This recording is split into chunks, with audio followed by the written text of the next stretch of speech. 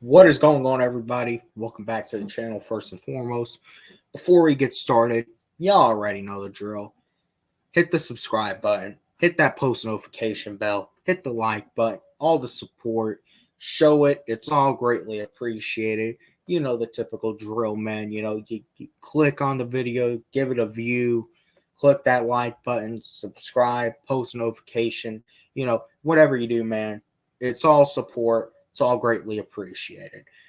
That being said, we continue this head coaching search as it's starting to heat up, man. It's starting to heat up. We might have to go live here in a couple days, talking about this thing, man. We might have some developments coming.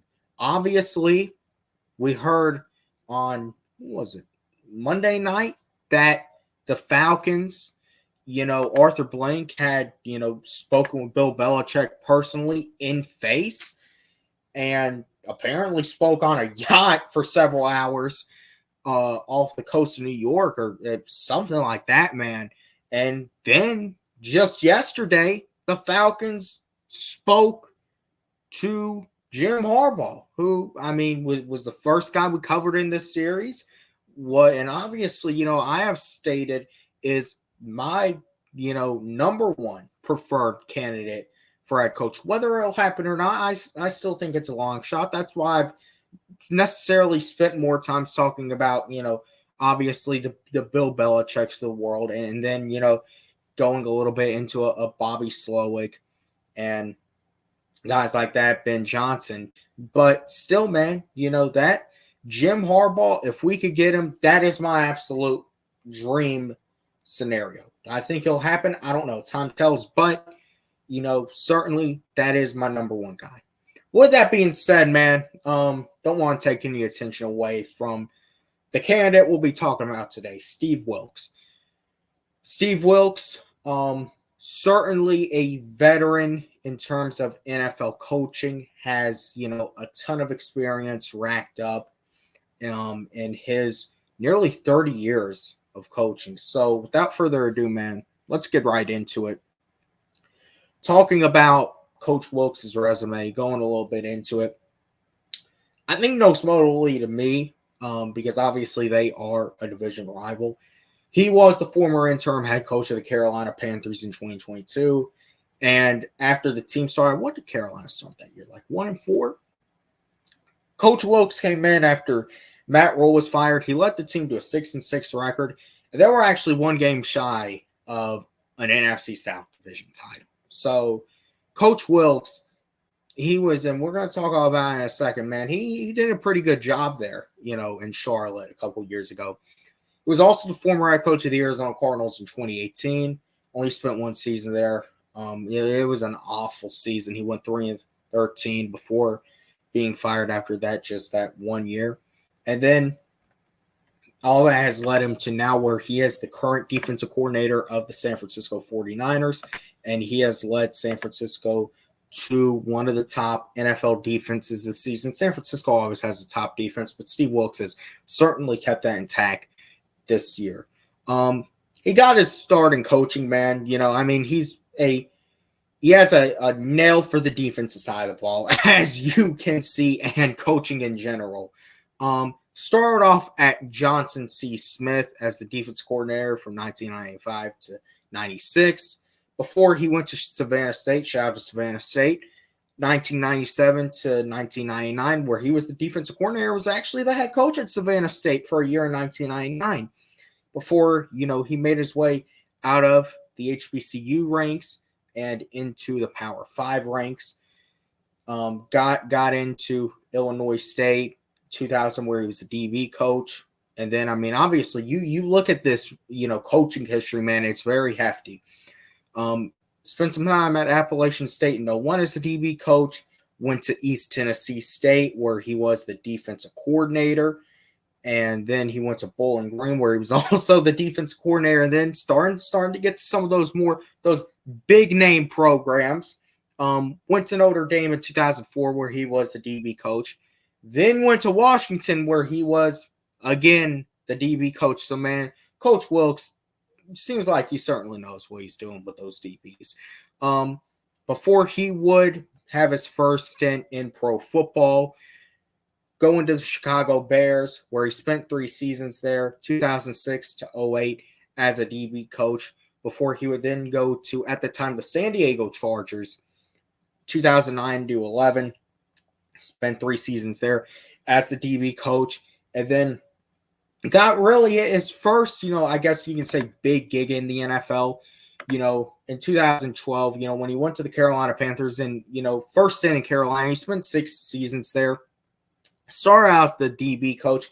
Then he climbed his way up the ranks, actually became the assistant head coach, and then became the defensive coordinator there over the span of 6 seasons. And then that led him to his first, his biggest gig up to that point in Arizona in 2018 as the head coach, where obviously it was the one disastrous year. He went 3-13 before he went to the Cleveland Browns in 2019 as defensive coordinator.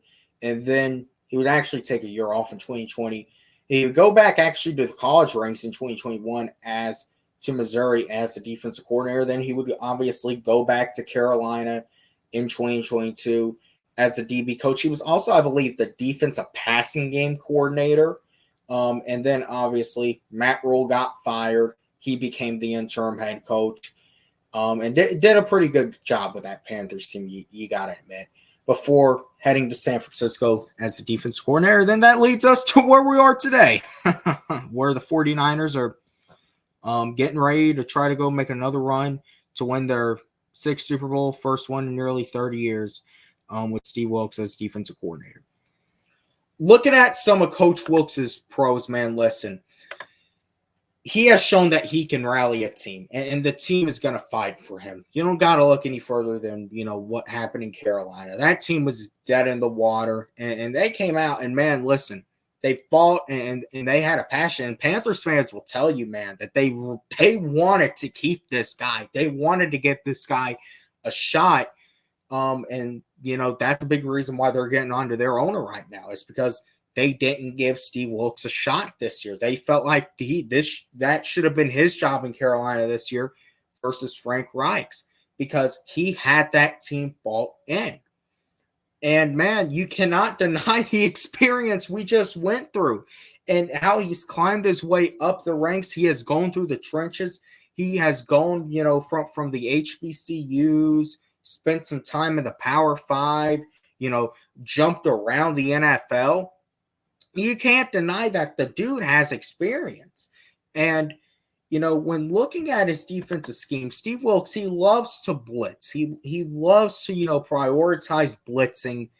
And to me, man, I feel like that can honestly fit what the Falcons, really do want to do with the defense. So if he were to, say, come in and be the head coach, I don't think there's a big conflict there, at least with how this roster is constructed, because to me, it could work, and I would definitely love to see if Steve Wilks, polish up an AJ Terrell, because we all know AJ can be one of the best corners in the league, but he still has his, a spotty moment at times, so just taking that into example. But, man, listen, Steve Wilks, he's going to get a team bought in. If you give this man the opportunity, he's going to get a team hyped up like he did in Carolina. You give him the right players, and they're going to buy in. However, there is one big con with him, that was very apparent, and it's just with Steve Wilks, man,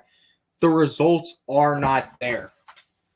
And he has a 9-19 record overall in the NFL. Now, is a lot of this his fault? No, not necessarily. That was an awful situation in Arizona.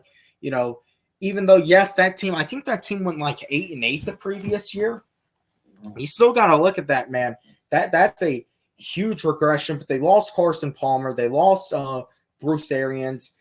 Man, there was a lot, of a bad situation Steve Wilks was dealt with. But still, man, 3-13. And then when you look at it, even though he went 6-6 with the Panthers, that accounts to overall a 9-19 record in the NFL. That's just not going to cut it, man. Especially comparing to some of these other veterans that he's going to have to go up against. Now, there's no denying the fact that he can, get guys to run through a wall for him. He can, have firm, control over a locker room. He can be that player's coach that the team, can just illuminate around. But the one big concern is you have to be able to win football games, and it's just not there with Steve Wilks. But overall, man, listen, Steve Wilks is, definitely a respected coach. Not to take a jab at the Panthers, but to take a jab at the Carolina Panthers. They should have given that man that job. But at the end of the day, it's the Panthers. The Panthers are going to be the Panthers.